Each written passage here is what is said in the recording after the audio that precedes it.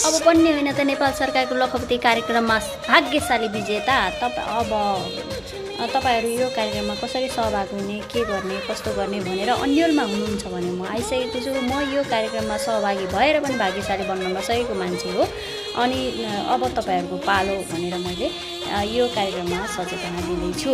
तपाईँहरू यो कस्तो कार्यक्रम हो भनेर अन्यलमा हुनुहुन्छ भने तपाईँहरू एउटा दैनिक उपभोग्य सामानहरू तपाईँहरूले 100 देखि माथिको सामान किन्नुहुन्छ भने त्यो पसलमा गएर त्यो पसलको पिएन नम्बर अथवा भ्याट नम्बर भएको एउटा बिल लिनुहुन्छ। त्यो बिल लगिसकेपछि अनि तपाईँहरूले यो कार्यक्रममा सहभागी हुन मिल्नेछ।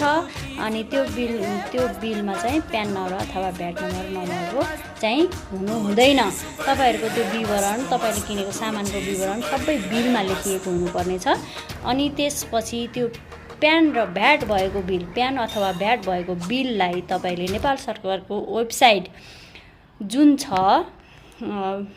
त्यसमा गुगलमा गएर मोबाइलबाट पनि हुनसक्छ, ल्यापटपबाट पनि हुनसक्छ। नेपाल सरकारको वेबसाइट price.ird.gov.np तपाईँले टाइप गर्नुभयो भने त्यहाँ सुरुमै तपाईँहरूको त्यो करदाता प्रोत्साहन उपहार कार्यक्रम भनेर तपाईँहरूले देख्न सक्नुहुन्छ। त्यसलाई क्लिक गर्नुभयो भने त्यसभित्र नेपाली ल्याङ्ग्वेजमा पनि हुन्छ, इङ्ग्लिस ल्याङ्ग्वेजमा पनि तपाईँहरूले त्यो मजाले टाइप गर्न सक्नुहुनेछ। त के पनि गाह्रो छैन। तपाईँहरू जतिसुकै नजान्ने तपाईँहरू हुनुहुन्छ भने पनि तपाईँले त्यो गर्न सक्नुहुनेछ। अनि त्यसमा आफ्नो विवरण सबै कुरा, बिलको विवरण पहिला भर्नुपर्नेछ, बिल नम्बर, प्यान नम्बर अथवा भ्याट नम्बर। अनि त्यसपछि त्यो भरिसकेपछि पैसा, कति पैसाको तपाईँले किन्नुभयो त्यो सबै कुरा भरिसकेपछि तपाईँहरूले तल रातो बटनमा गएर क्लिक गर्नुपर्नेछ। तपाईँहरूको आफ्नो विवरण पनि भरिसकेपछि त्यसमा तपाईँहरूले एउटा कुपन कोड पाउनुहुनेछ।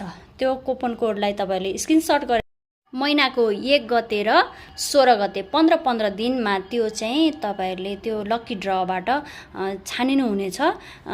के थाहा तपाईँहरू पनि भाग्यशाली हुनुहुन्छ कि? अनि त्यसपछि तपाईँहरूलाई मैले यो कुरा जानकारी केबाट बनाएँ भने यो बिल लिनेहरूलाई यो अगाडिको सबै कुरा गर्नुहोला।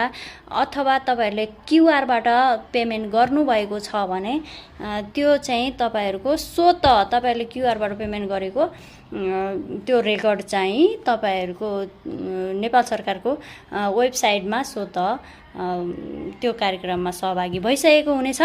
उपहार दाबी कसरी गर्ने भनेपछि 15 दिन र 1 गते र 1 गतेदेखि 15 गतेसम्मको 16 गते, 16 गतेदेखि 32 सम्मको 1 गते चाहिँ तपाईँहरूको